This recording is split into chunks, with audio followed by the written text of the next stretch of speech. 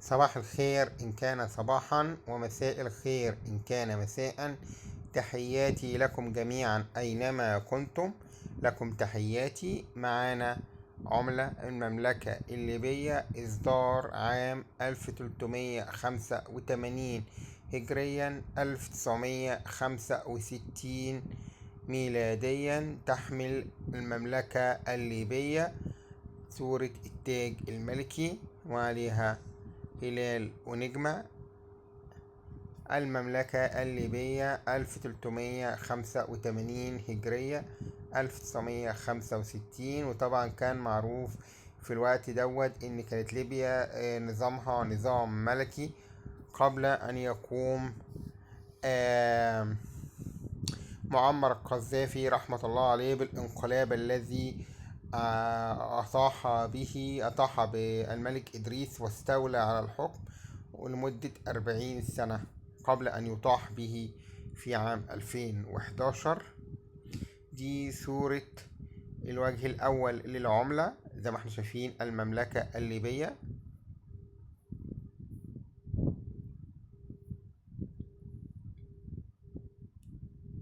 هنشوف مع بعض دلوقتي الصورة التانية، هي فئة 100 مليم زي ما احنا شايفين للمملكة الليبية. 100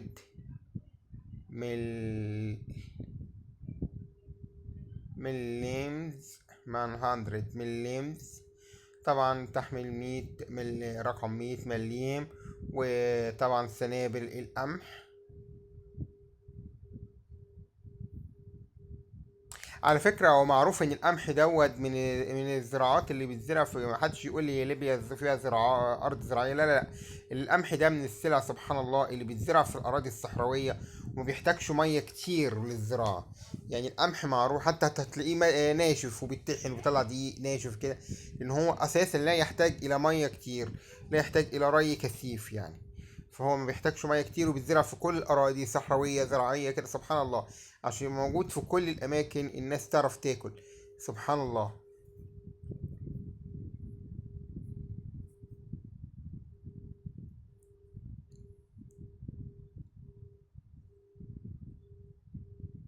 طبعا اتمنى ان حضراتكم تدعمونا وتفعلوا زر الجرس، تعملوا لايك للفيديو، سبسكرايب. وطبعا اتمنى ان في حالة اذا الفيديو لم يعجبك انك تعمل عليه ديسلايك وتكتب لي في صندوق التعليقات سبب عدم اعجابك ايه بالفيديو. عملة المملكة الليبية، اصدار عام 1965. دي بتساوي حوالي 30 جنيه.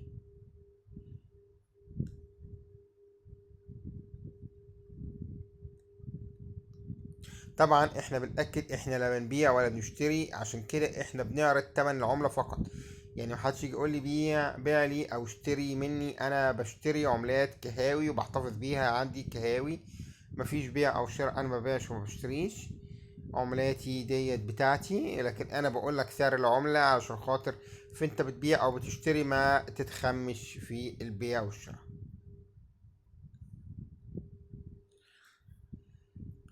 إلى اللقاء في حلقة قادمة بإذن الله.